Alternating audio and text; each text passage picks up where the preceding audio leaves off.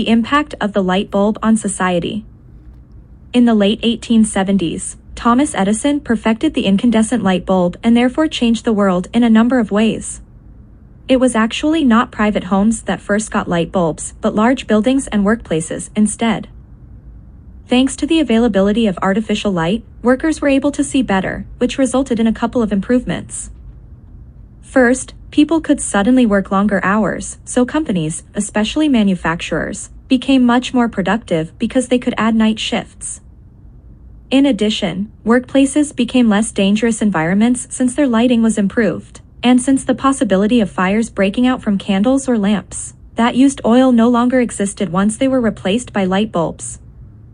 As private residences became equipped with electricity later in the 19th and 20th centuries, they dramatically changed people's lives as well. Light bulbs not only made people's homes safer for the same reasons that workplaces had become safer, but also gave people more time in the day. Previously, people had lived their lives according to the sun.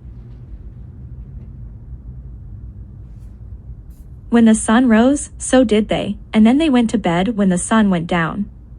However, with the advent of electric lighting in homes, people's days were extended, which enabled them to engage in various leisure activities at night.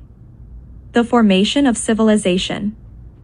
The criteria for a body of people to be considered a civilization includes the construction of permanent settlements, the use of agriculture for food, the emergence of a leadership class, the worship of one or more deities, and the development of art and writing. For most of human history, these features were beyond the reach of the roving bands of hunter-gatherers whose primary concern was obtaining food. Some tribes may have settled in areas to hunt, fish, or gather fruits or nuts for short periods, but their shelters were not permanent, and they inevitably moved on when their food supplies became exhausted. This changed once humans discovered how to farm. Agriculture developed at different times around the world, but sometime around 800 BC, people in the Middle East learned how to sow wild grains to produce crops.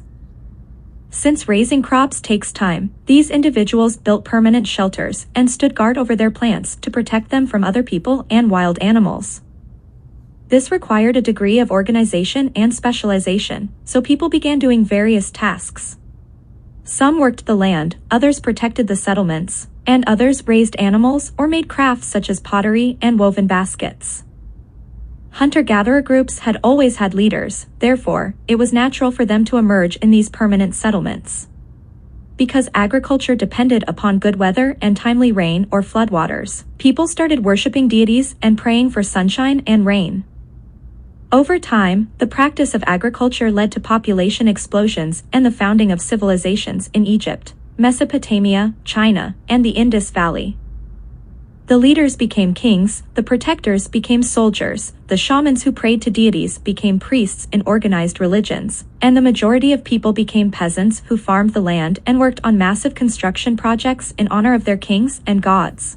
Craftsmen also began creating beautiful works of art, and, in some places, writing was developed to record history and to communicate with others. In these places, civilization was born. Hunter-gatherer, a human that has no permanent home but wanders the land while hunting, fishing, and gathering wild fruits, grains, and vegetables.